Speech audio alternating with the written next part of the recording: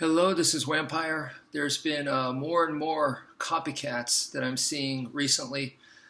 And so yeah, I want to show you guys the proper way to do the force-to-force block. So the first thing is, I already explained that if they have a blade, I want to block on their weapon, not on their arm. Because let's say this is the knife, and let's say it's about that long. So if I cut them on the arm, this is how much closer the weapon is to me. Okay, so even if the arm, let's say I cut them on the hand, okay, yeah, I'm allowing it to be this much closer to me, and that's only like this much away from me. I don't need that. I don't need that. I want it to be here. I want it further away from me as possible. So I want to be blocking it here. Okay. I think that's simple logic. All right, so that's number one.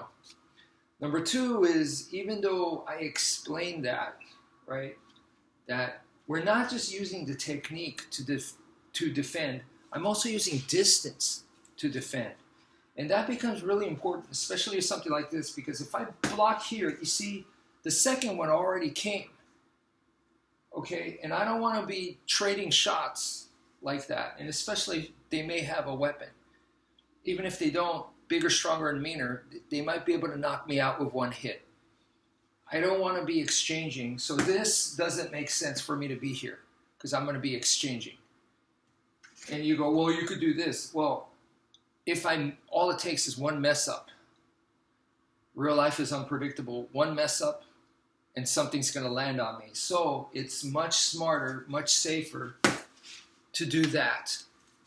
Is use distance on top of the technique, with the technique.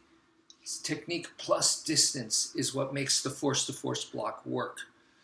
Now, if you truly understand that, then you will not do this next one.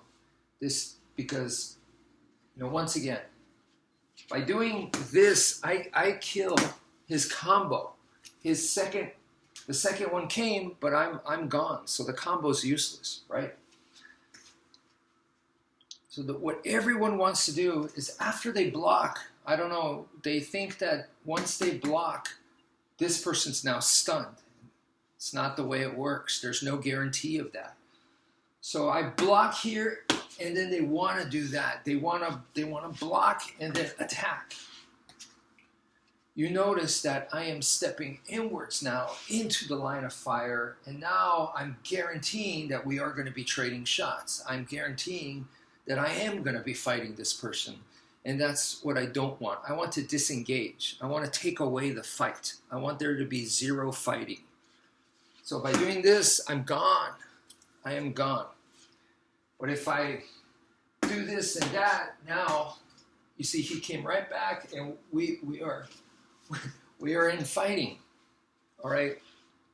Which there's a risk. When you spar with a knife, the most important lesson, when you have a knife, they have a knife, and you guys spar each other, the most important lesson is to understand that you're both going to get messed up. So I don't want a knife fight. I want to get out of there. I want to make it home safe, right? All right, so don't hit, in other words, because if you hit, you're no longer using distance as an added security measure for safety. You lose that, right? Number three is this. His attack's coming. His attack is coming to me. If I slash, there's nothing protecting me, right? So if I went like this, yeah, it just touched me right here. It's going to keep coming. So what I need to do is, after I block, it stays there. This stays here.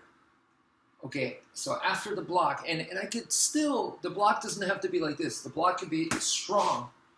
It could be strong, but it stays there, protecting me, okay? Because if it does this, boom, I'm wide open. So I need to substitute it with something else. I need to have something like this, but I'd rather keep this. So boom, right here, and keep it, but also use the distance, like I said. So anyway, those are some tips to make your force-to-force block more realistic, more effective. That's it for now. Thank you for viewing, and take care, folks.